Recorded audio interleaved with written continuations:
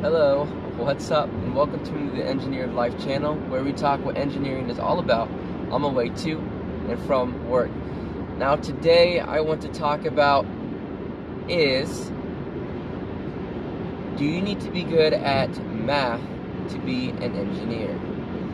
And I'm going to answer this question in two parts.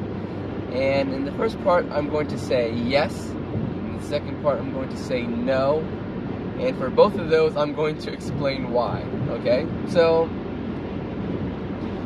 for engineering, every course that you take is going to involve math.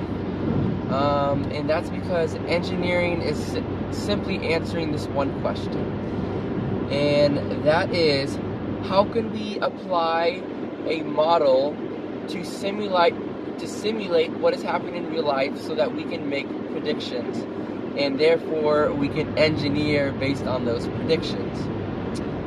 So if we're making a model for what happens in real life, us scientists like to use numbers.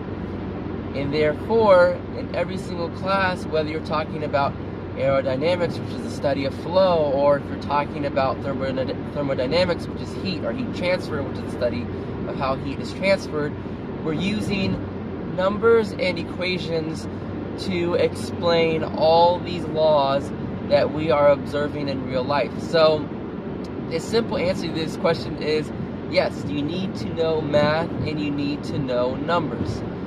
Now, the second part is no, you don't need to be good at math, okay? So we need to have an understanding of what I guess math is for a little bit, in terms of, okay, do you understand quantity, and can you do like addition and subtraction? Now, you take courses all the way up to calculus 3 and you take differential equations, but no one goes into engineering and knowing these things. So if you are like, even if you're in like high school or junior high and you're kind of struggling in your math classes, that is okay. Everyone struggles with math, even in engineering. And a lot of kids get frustrated. A lot of people get frustrated and they think they're not good at math because they just think it's too difficult, and they don't have any kind of confidence in doing math. So in college, there is a lot of resources available to you to be able to gain those, just like really basic and fundamental math skills that you really need to know and just understand.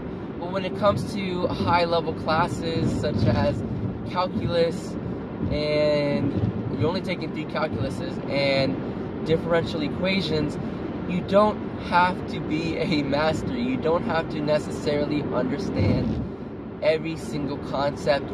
I didn't. Sometimes I would just know the process and I would just know how to get the final answer, but I didn't know or could explain how we derived these equations.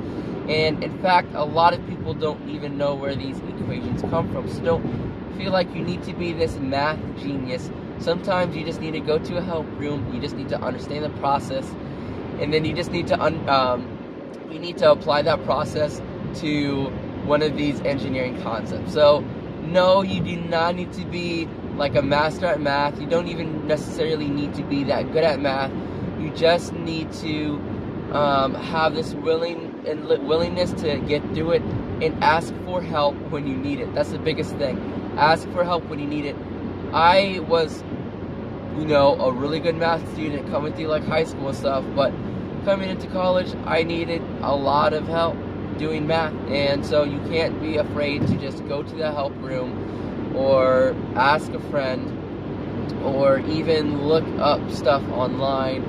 I used an online resource called Paul's Online Notes all the time, and it covered everything from algebra to calculus to differential equations. And I was literally constantly looking at that, especially when my teachers were not explaining something thoroughly. So you do not need to be a master at math, but I do think that you need to not hate math, because engineering is all math. It is purely math. So I hope that helps you guys kind of gauge whether or not you can kind of handle engineering. If you're willing to put up with math and you don't hate it, definitely still go into engineering because it is possible to do. However, if you absolutely despise math for whatever reason, actually let me know why you despise math so much so we can have a conversation about this in the comment section down below. So hopefully this video helps you guys out. Please like and subscribe, and I'll be back with another one real soon. Peace.